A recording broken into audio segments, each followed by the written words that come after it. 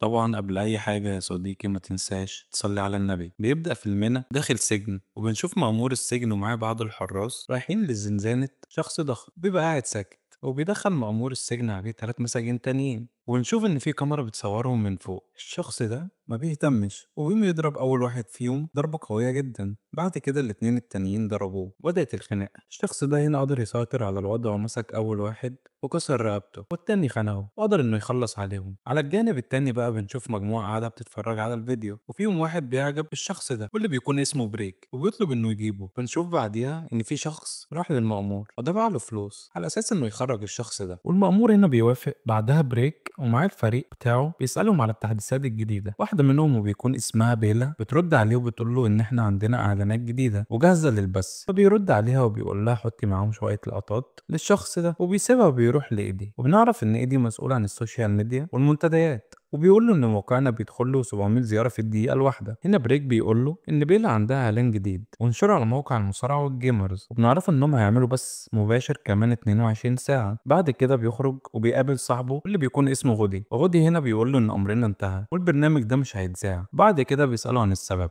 غودي بيقول له ان احنا عندنا 400 كاميرا، وان في بعض الاماكن الكاميرات مش مغطياها على الجزيره، وان ما عنديش وقت كافي، وان ده السبب. بعد كده بيرد عليه بريك وبيقول له ان احنا في حرب ولازم نتجاوز كل ده. غودي بيرد عليه بيقول لي دي مش حرب، ده اخراج وانتاج، ولازم يكون عندي المعدات كامله، وان احنا في جزيره معزوله. بعد كده بريك بيحفزه وبيقول له كل حاجه هتتعمل لانك الافضل، وبيمشي. بعد كده بيروح لحبيبته وبتقول له ان دونا مستنياك، وبتقول ان بكره انت اهم مواضيعها وانك لازم تكون مستعد عشان شخصيتها صعبه شويه. وبنعرف ان دونا دي بتبقى اهم مذيعه في الوقت الحالي. المهم هنا دونا بتساله وبتقول له انت ناوي تذيع برنامجك على ايه وانت ما عندكش اي شبكه؟ فبيرد بريك عليها وبيقول لها على الانترنت، وبنشوف دونا بتتفاجئ بالرد ده. بعدها بريك بيكمل كلامه وبيشرح لها البرنامج بتاعه، وبيقول لها ان انا جبت 10 مساجين محكوم عليهم بالاعدام من سجون في مختلف دول العالم، وهيشتركوا معايا في مسابقه واحده بس منهم هو اللي هيقدر يعيش. دونا بتقول له بس ده مش عمل اخلاقي ولا قانوني. فبيرد عليها وبيقول لها هم بالفعل ميتين وانا هنقذ منهم واحد بس من الموت. بيقول لها ان بكره هيجوا بالفعل على الجزيره وهيديهم فرصه للتصارع على الحياه، وان هي مصارعه لغايه الموت. وبنشوف ان دونا مش موافقه وبتعارضه، وبتقول له انت مليونير وهتتحول لملياردير عن طريق انتاج القتل. فبريك بيسكت وما بيردش عليها وبيسيبها وبيقوم، ويقول لها ان انا تعبت من هوليوود وان انا هتعامل مع جمهوري بشكل مباشر، وان البرنامج بتاعي هيكون افضل برنامج موجود على اي شبكه في العالم. وبيمشي. بس هو ماشي بيقابل اتنين من فريق العمل بتاعه وبيصدموه هنا لما بيقولوا له ان احنا عندنا مشكله، وبيسالهم ايه هي. فبيردوا عليه ويقولوا له انهم فقدوا واحد من اهم نجوم البرنامج. فبيروح جري للخيمه اللي فيها فريقه، بيبقى متعصب جدا. بيحاولوا يهدوه وبيقولوا له ان احنا عندنا البديل. في نفس الوقت بتيجي حبيبته وبتقول له المقابله مع دونا كانت ماشيه ازاي، وبيرد عليها وبيقول لها انها كانت سلسه جدا. بعد كده واحد من فريق العمل بتاعه بتقول له ان البديل هو خوسيه، وانه مجرم من جواتيمالا، وانه مديون ب 13 جريمه تعذيب وجاهز للمشاركه. فبيرد عليها بريك وبيقول لها انه مش عايز مشاركين من جواتيمالا، وانه بالفعل عنده مشاركين من المكسيك. بعدها بيروح على الخريطة وبيوريها خريطة العرب، إن لو ما عندوش مشارك عربي العرب مش هيتفرجوا، وإن هيخسر الجمهور العربي. هنا بقى بنشوف إن بريك زعلان جدا عن المشارك العربي اللي فقده، وهنا بيتدخل إيده وبيقول له إن مكتشفين المواهب بتوعهم اكتشفوا مسلم متشدد في زنزانة بالسلفادور، وإن مأمور السجن متعاون معانا وهيكون تحت أمرنا لو احتاجناه. بريك بيقول له وصلني بيه. بعدها إيدي بيقول له إن فريقنا بالفعل في الطريق للسجن. بعد كده المشهد بيتنقل بينا في سجن سونسونايت في السلفادور، والمأمور بيدخل الزنزانة اللي فيها المسجون العربي اللي الفريق بتاعنا عايزه. وبنعرف هنا ان اسمه هشيم، وهنا بنشوف المأمور بيستفزه بالكلام وبيأمر العساكر اللي معاه انهم يجيبوا مسجونين تانيين، وباين كده ان هنشوف خناقه زي اللي كانت في اول الفيلم. بالفعل العساكر راحوا يجيبوا المساجين التانيين، واول مسجون بيبقى باين عليه انه ضعيف، لكن المسجون التاني بيبقى باين انه قوي وقلبه ميت. ولما العسكري بيقول له ان المأمور عايزه ما بيهتمش، بس في الاخر خرج معاهم ودخلوهم الزنزانة على هشيم. فالمسجون التاني بيقول للمأمور انت عايز ايه؟ المأمور بيرد عليه وبيقول له خلص عليه، وما بيهتمش. بعد كده المأمور بيقول للمسجون الاول اضربه انت، فبيجري عليه، لكن زي ما قلت لك في الاول انه ضعيف. هشيم بيضربه ضربه واحده بس، صاحبنا ده بيقع مغمى عليه. بعد كده المأمور بيبص للمسجون التاني وبيبقى اسمه جاك وبيقول له اضربه، فبيفضل واقف في مكانه وما بيرضاش يضربه. بعد كده المأمور بيطلع المفتاح بتاع الكلبش بتاع هشيم وبيديهوله علشان يفك نفسه. وبالفعل هشيم فك نفسه وبيتجه ناحيه جاك علشان يضربه، لكن جاك اداله يد في التانية غالبا كده اغمى عليه. فبيقول للمأمور بكل برود ينفع امشي. وعلى الجانب التاني بقى بنشوف المخرجين بتوعنا كانوا بيتفرجوا على الخناقه دي، وبريك بيعجب جدا جدا بجاك. بيقول لايدي مين ده واديني معلومات عنه. ايدي هنا بيقول له ان امريكي وان اتسجن من سنه في سان ميجر وانه قتل 3،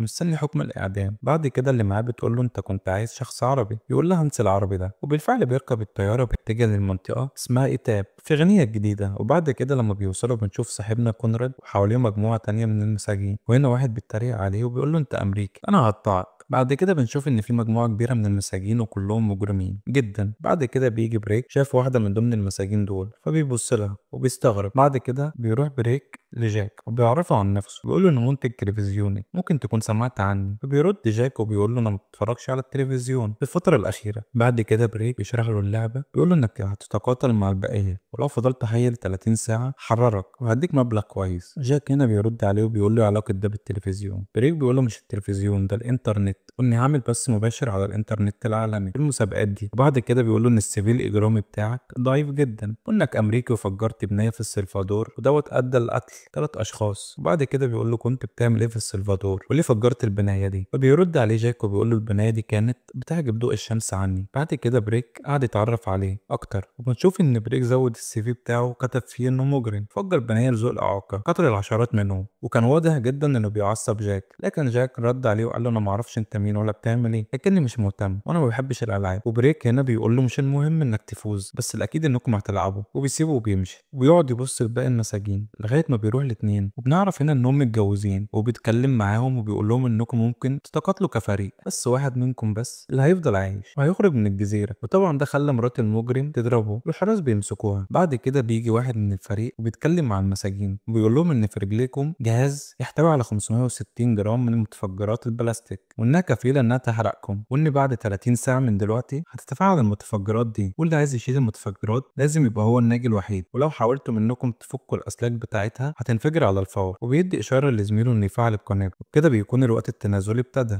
وده بيخلي المجرمين كلهم مرعوبين. بس بنشوف صاحبنا جاك هادي جدا وبيبتسم كده وكأن الموضوع مش همه. بعد كده المشهد بيتنقل بينا بالطيارات وهي واخدة المساجين للجزيرة، وهنا بريك بيبلغ فريق العمل بتاعه إن الطيارات دي على وصول، وبنشوف الفريق وهو بيستعد ويبدأوا يشغلوا البث. وبعد كده بنشوف الفريق في الطيارة بيرموا المساجين واحد ورا التاني في البحر، هما متكلبشين حاطين مفاتيح الكلبشات دي في بقهم عشان يعني يفكوا نفسهم في المية. وبيجوا عند تالت واحد وهما بيرموه من الطيارة، لكن في اللحظة دي بيبقى حظه وحش جدا لأنه ما بيقعش في المية وبيقع على خازوق كده وبيموت على طول. فده بيبقى أول واحد خرج من اللعبة، وده بيضايق فريق الإخراج بتاعنا لأن ده بتبقى غلطة كبيرة ليهم عشان يعني البث المباشر شغال. المهم بيجوا عند رابع واحد وهو بيحط له المفتاح في بقه بيضربه كده وبيعمل استعراض، هو اللي بينط في البحر. وبعد كده بيجي عند جاك، برضه جاك بيضرب الراجل دوت، وبكده الراجل ده بيبقى ملطش. المهم بيحدفه لكن ما بيقعش في البحر، بيقع على الرمله. بس بقى بنعرف ان جاك ما خدش المفتاح اللي هيفك بيه نفسه، ودي بتبقى مشكله ليه لان الباقي المسابقين فكوا نفسهم وهيعرفوا يتقاتلوا بكل اريحيه. وهنا بنشوف ان كلهم على الخريطه قريبين من بعض جدا. وهنا بقى بنشوف المتسابقه المكسيكيه بتشوف كاميرا قدامها وبعدها بتسمع صوت قريب منها، وبتشوف متسابق تاني خارج من الميه. هنا بتخاف جدا وبتحاول تستخبى، لكن لسوء حظها بيجي لها متسابق تاني من وراها وبيضرب فيها، والفريق على الناحيه التانيه بيتفرج على الخناقه دي ومستمتعين. وعلى الناحيه التانيه بنشوف المتسابقه دي بتحاول تهرب منه لكنه بيقدر يمسكها وبيقعد يضرب فيها وهي بتحاول تهرب، وفعلا بتقدر انها تضربه. بتمسك حته خشبه وتحطها له في رقبته، بتفك الشريط بتاع القنبله فعلا بتنفجر بيه وتخلص عليه. وبنروح هنا للفريق وهو مبسوط جدا، لكن بنلاحظ ان حبيبه المخرج متضايقه من اللي بتشوفه لكنه ما بيهتمش. واحد من فريقه بيقول له ان في 5 مليون واحد دخلوا على الموقع وبيتفرجوا. نعرف كده ان في 2 ماتوا واللي بيفضلوا على الجزيره 8 بس. بعد كده بنشوف جاك واقف ورا صخره ومستني متسابق تاني جاي من على الشط وبيمسكه وبيضربه، لكن بتشوف جاك ماسكه بيقول له يا تمشي يا اقتلك. الشخص التاني بيقول له اهدى انا بس بدور على مراتي وده كل اللي انا عايزه. جاك هنا بيسيبه ويمشي وهو ماشي. الشخص التاني بيديله مفتاح الكلبش اللي معاه علشان يفك نفسه، فعلا بيفك نفسه وبيشكره. تاني بيمشي والمشهد بيتنقل بينا على المتسابق تاني وبنشوفه بيحاول يفك القنبله كده ولكن بتديله انذار. وبيلاحظ بكاميرا قريبه منه ويمسك جذع شجره وبيمسك فيها، وبتيجي طياره بتنزل له دروب تحس ان انت في بابجي حرفيا، لكن الطياره هنا ما بتنزلوش لكن بتنزله شنطه، ولما بيجري عليها بيلاقي اكل وميه. ونشوف المتسابق الياباني شاف الدخان. نرجع للمتسابق التاني وانه لقى وسط الاكل دوت سكينه ولسه بيفرح بيها، بيهجم عليه المتسابق الياباني وبيبداوا في المعركه. والكاميرات بتصور كل اللي بيحصل ده والخناقه بتفضل مستمره، لكن المتسابق الافريقي قدر انه يهرب منه. وقت بقى ما المتسابق الياباني بيدور عليه بيقابل متسابق تاني، والمتسابق ده بيحاول يتكلم معاه، بيعملوا تحالف مع بعض. بعد كده المشهد بيتنقل بينا على جاك ماشي في الجزيره، فجاه لقى قدامه الراجل الضخم اللي شفناه في اول الفيلم، وجاك بيحاول يوقفه وانه يعني مش عايز يتخانق معاه لكنه بيهجم عليه، وجاك بيقدر عليه وعلى الجانب الجانب التاني بنشوف فريق العمل بيعرض الخناقة دي على البث ومستمتعين باللي بيحصل، وبنشوف إن جاك قدر يوقع المتسابق الضخم ده ومكتفه في وقت ما هو بيحاول يخلص عليه، ونشوف الراجل الضخم دوت بيحاول كده إنه يفك اللسان بتاع القنبلة، لكن جاك لحق نفسه وبيستمر في الخناقة. وسط ما الخناقة دي شغالة بيقعوا كده على منحدر، وبنشوف فجأة إن لسان القنبلة بتاع الراجل الضخم ده اتفك انزرع في الأرض، ونشوف القنبلة وهي بتنفجر بيه وبيموت. على الجانب التاني بقى بنشوف فريق العمل وهو بيقول لبريك إن الموقع دلوقتي فيه 12 مليون مشاهد، وبنتنقل بقى على مكتب الفيدرالي وهما بيحاولوا يلاقوا مكان بريك، وانهم اتصلوا بالانتربول عشان يعرفوا مكان الجزيره فين، ولكنهم بيبقوا عارفين انهم بيدوروا على ابره في قمه قش. وهنا واحد منهم بيقول له ان الجزيره دي قريبه من المحيط الهادي، وانه عطى المهمه دي لخبراء اقليميين، وانهم يفحصوا الصور اللي بيبثها الموقع، وان الجزيره ديت بين اندونيسيا وغينيا الجديده، وان في هناك 2000 جزيره تقريبا. وبنعرف هنا من كلامهم ان في واحد من المساجين دول امريكي من اصل افريقي وبيكون اسمه كريستون، وانه يعني هرب من السجن سنه 2002، وانه بعد سنتين من هروبه اكتشفوا انه اتحكم عليه بالاعدام في ماليزيا. بعد كده بيخرج من المكتب وبيقابل موظفه، وهنا بتقول له انها عندها معلومه عن جاك، وبتقول له ان في واحد اتعرف عليه وانهم كانوا مع بعض في المدرسه الثانويه، وان اسمه الحقيقي هو جاك رايلي، وانه ضابط في الجيش الامريكي وتقاعد، وانه كان عايش في تكساس لكنه اختفى من سنه واحده، وان كان عنده حبيبه وكانت اسمها ساره، وهي حاليا عايشه مع اولادها. بعد كده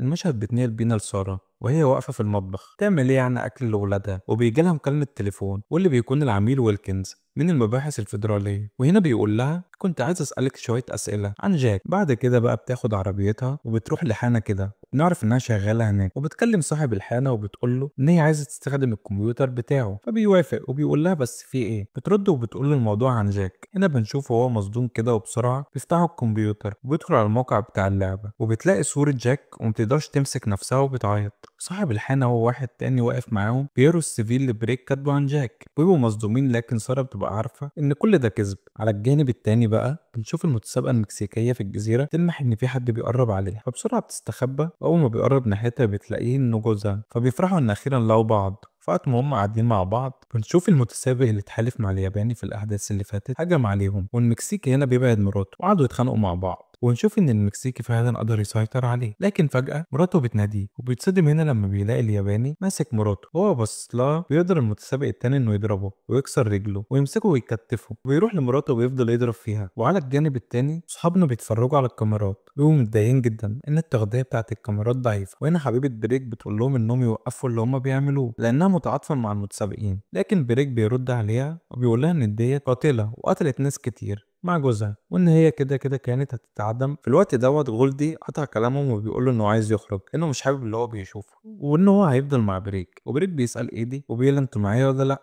بيرد عليه بكل تأكيد انهم معاه. بعد كده بنرجع للمتسابقين وبنكتشف انه شد اللسان بتاع القنبلة لمرات المكسيكي وماتت، واكتشفوا فجأة ان المكسيكي قدر يفك نفسه وهرب منهم. المهم هنا بقى بنشوف صاحبنا جاك ماشي في الغابة وبيقابل المقاتل المكسيكي، وبيبقى قاعد كده بيعيط على مراته وعايز ينتقم لها. فجأة جاك شاف الراجل الياباني واللي معاه، المكسيكي هنا بيقول لجاك ساعدني ان انتقم لمراتي وقتلهم. جاك بيقول له اني هساعدك تفضل عايش. فجأة المشهد بيتنقل بينا على الراجل الافريقي اللي شفناه في الاول وبيجري في الغابة، فجأة بتهجم عليه متسابقة تانية لكنهم بيتحالفوا مع بعض. وبنرجع تاني لجاك والمكسيكي بيتكلموا، المكسيكي بيقول له قتلهم من اجلي، لكن جاك بيرد عليه وبيقول له في حاجة الاول لازم اعملها، واني شفت برج ارصاد جوية في الطرف الشمالي من الجزيرة. وبنعرف هنا ان هو عايز يكلم سارة. بعد كده بنشوف دروب تاني بينزل ناحية الياباني واللي معاه، ولما بيفتحوا الشنطة بيلاقوا أسلحة وسجاير وأكل. بعد كده بنروح على جاك واللي معاه، بنشوف إن جاك بيلاقي حديدة كده على الأرض بياخد منها قطعة وبيحطه على جهاز التتبع اللي مربوط في رجله، بيقول له إن ديت هتمنع إنهم يتتبعوني. وبالفعل جاك اختفى من على الجهاز بتاع الفريق، وبيقعدوا يدوروا عليه لغاية ما جولدي بيلاقيه متشعلق كده على حبل مربوط بين ناحيتين من الجزيرة. وبنتنقل بقى على مكتب التحقيقات الفيدرالي، وإنهم بيتكلموا في إنهم يقفلوا القضية بتاعت جاك. بس الغريب هنا اننا بنعرف شخصية جاك الحقيقية وانه مش مجرم ولا حاجة، وبنعرف ان هو خدم 14 سنة في القوات الخاصة وتقاعد من سنة فاتت. قبل الأحداث دي العمليات السرية كلفوه مهمة للسلفادور، وإنه يفجر مصنع مخدرات تبع العصابة. فعلا نجح إنه يفجر المصنع ويقتل رجالة كتير جدا من العصابة دي، بس في الآخر اتمسك وكان مسافر بأوراق مزورة واسم مزور، وإنهم اتخلوا عنه وسابوه. بنرجع لفريق العمل على الجزيرة وبيلاحظوا إنهم فقدوا جاك تاني، وإنهم بيبقوا متوترين لأنه بيتجه ناحيتهم. بعد كده بقى بنتفاجئ إن جاك بالفعل تحت مقر المجموعة دي، وبيراقبهم، وبالفعل بيقدر ينجح انه يدخل المركز وبيتصل بسارة وبيديها حسابه في البنك. بعد كده الفريق بيكتشف ان جاك في البرج، وسارة هنا بتسأله على مكانه، وجاك بيلاحظ جهاز كمبيوتر عليه الخريطة ولسه بيبلغ سارة بمكانه. الفريق في اللحظة دي قطع الكهرباء عن البرج وبيهجموا عليه بالأسلحة، وبيبقى جاك في موقف صعب جدا لكنه بيقدر ينط من الشباك وبيهرب منهم. وبنشوف سارة بتكلم العميل ويلكنز وعطيته كل المعلومات، وبنشوف كده ان العملاء التانيين مترددين انهم يساعدوا جاك. على العموم بنتنقل تاني على الجزيرة وبنشوف المتسابق الأفريقي مع المتسابقة التانية، هم قاعدين كده مع بعض قعدة رومانسية، وبيحكي لها عن قصته. هو بيحكي لها بيكتشف إنها هربت منه، لكن قبل بقى ما تهرب كانت شدت لسان القنبلة بتاعه وبيموت. وبعد كده المشهد بيرجع بينا على الياباني والمتحالف اللي معاه، هم ماسكين المكسيكي طحنين وضرب، وجاك هنا شافهم وبيتكلم معاهم إنهم يسيبوه، لكنهم ما بيهتموش بجاك وبيفضلوا يضربوا فيه. والكلام دوت بيعصب جاك جدا، بس بيفضل واقف وساكت. نعرف هنا ان المتحالف اللي مع الياباني ده هو اصلا عسكري من القوات الجويه البريطانيه، والبريطاني هنا بيتعصب وبيحرق المكسيكي. هنا جاك بيسيبه وبيمشي لكنه هينتقم من المكسيكي، وده هنشوفه بعدين. تاني يوم الصبح بقى بنشوف الياباني واللي معاه بيراقبوا المنطقه اللي هم فيها، ونشوف ان جاك تحتيهم وبيراقبهم برضه. وجاك بيسلح نفسه وبسرعه بيهجم على الياباني. هنا بنشوف ساره حبيبه جاك في الحانة بتتفرج على البث، وفي مجموعة من الناس بيتفرجوا معاها. وبنشوف هنا صاحبنا جاك وماسك الياباني وقتله ضرب وينتقم منه أشد الانتقام. هنا المتسابق البريطاني بينط من فوق علشان ينقذ صاحبه، ولكن جاك بيقدر انه يهرب وبيجري وهما بيجروا وراه هما الاتنين. وجاك بيقدر يستخبى في اوضه كده، والبريطاني شافه ولسه هيضربه بالسهم، بتيجي واحده ورا جاك وبتحاول تقتله، لكن جاك بيمسكها وبنشوف السهم صابها هي مكان جاك. وجاك هنا بيلاقي فتحه تحت الارض وعايز ياخد اللي معاه ديت ويهربوا، لان الياباني كان خلاص بيحرق الاوضه اللي فيها جاك بالفتايل. لكن هنا البت دي فجاه بتسحب اللسان بتاع القنبله بتاعها، وجاك بينط في الفتحه اللي في الارض، الاوضه بتنفجر بالبت. هنا بقى البريطاني واللي معاه افتكروا ان جاك مات، وبيعرفوا هنا ان ما فاضلش غيرهم هما الاتنين، وان لازم واحد فيهم بس هو اللي يفضل عايش. والبريطاني هنا بيجري وراه وبيحاول يسيبه بالسهم لكنه بيقدر يهرب منه، والياباني هنا بيقف كده وانه مستعد ليه، لكن بيظهر فجأة جاك وبيضربه. وبنشوف الناس اللي في الحانة فرحت اول ما شافته لانهم افتكروه مات من الانفجار. وبيحصل خناقة بين جاك والياباني، وبينضم ليهم صاحبنا البريطاني، ويبقى هما الاتنين ضده. وبعد خناقة طويلة جاك بيقدر يسيطر على الوضع ويخلص على الياباني، والبريطاني هنا بيهرب وجاك بيجري وراه. وبالفعل جاك بيقدر يوصل له وبيقف هما الاتنين قصاد بعض. وجاك هنا بيقول له يلا ما فاضلش غير انا وانت،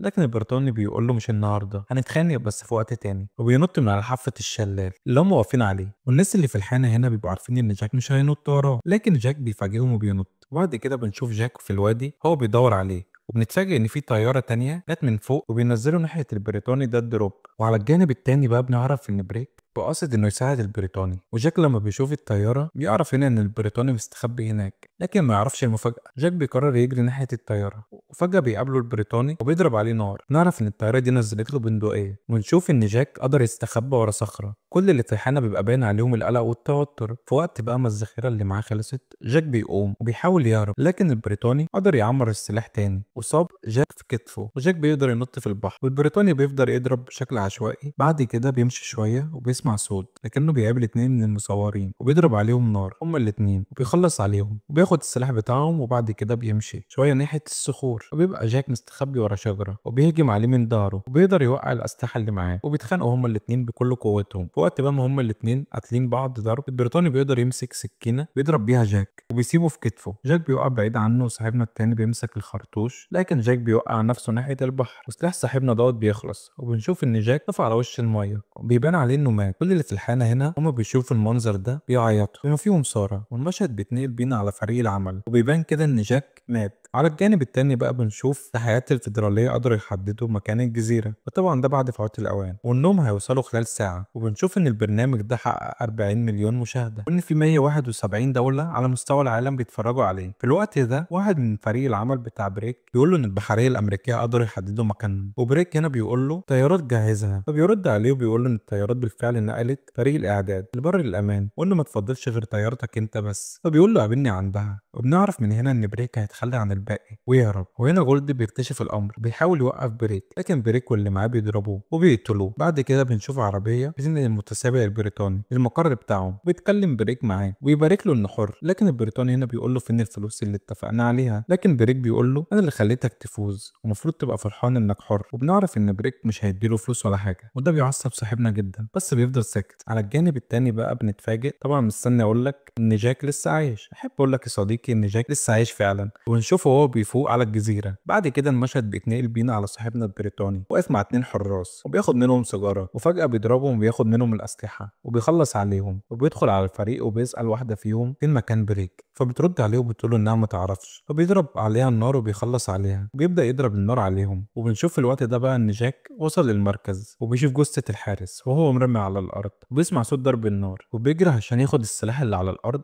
لكن ما بيلحقش لان بريك واللي معاه في الوقت ده بيبقوا واقفين وراه ومعاه سلاح. وبريك هنا بيشكره على العرض، لكن جاك بيقول لهم ان العرض لسه ما انتهاش وانه هيخلص عليهم هما الاتنين. فعلا جاك هنا ضرب اللي مع بريك واخد منه السلاح وخلص عليه، وبريك قدر انه يهرب، وجاك بيبقى مش عارف يجري وراه ولا ينقذ الناس اللي جوه. وبنشوف ان ما اتبقاش غير ايدي والبريطاني هنا بيخلص عليه هو كمان، وبنتفاجئ بوجود حبيبه بريك وراه، فبيقرب عليها لكنه بيسمع صوت وراه وبيلاقي جاك واقف وراه وموجه السلاح ناحيته. هنا البريطاني وهو مرعوب بيبدا يهديه وبيقول له ان ما اخترتش ده، ما اخترتش اني اقتلك، وان الجيش بتاعي كان بيكلفني بمهمات على جميع الكره الارضيه علشان اقاتل علشانهم، في الاخر اتحبست في افريقيا وعشت حياه قاسيه هناك. جاك بيرد عليه بيقول له كويس انها انتهت، وبيضربه بالنار وبيخلص عليه. بعد كده جاك بيخرج وبيشوف بريك وهو بيجري ناحيه الطياره وبيجري وراه، لكن بريك قدر يركب الطياره، وبتشوف جاك بيفضل يضرب نار على الطياره لغايه ما الذخيره بتاعته بتخلص. هنا بريك بيودع جاك، لكن المفاجاه لما بتيجي حبيبه بريك من وراه وبتديله قنبله. فعلا جاك بيفك اللسان بتاعها وبيحتفى وبتدخل جوه الطياره وبتنفجر وبيموت بريك، وهنا بتديله مفتاح القنبله وبتسيبه وبتمشي. وبيوصل صاحبنا جاك لحبيبته ساره وبينتهي الفيلم على كده. اتمنى لو الملخص ده عجبك دعمنا اننا نوصل الفيلم ده ل1000 كومنت، وما تنساش الاشتراك لو انت اول مره تتابعني عشان يوصلك كل جديد. سلام.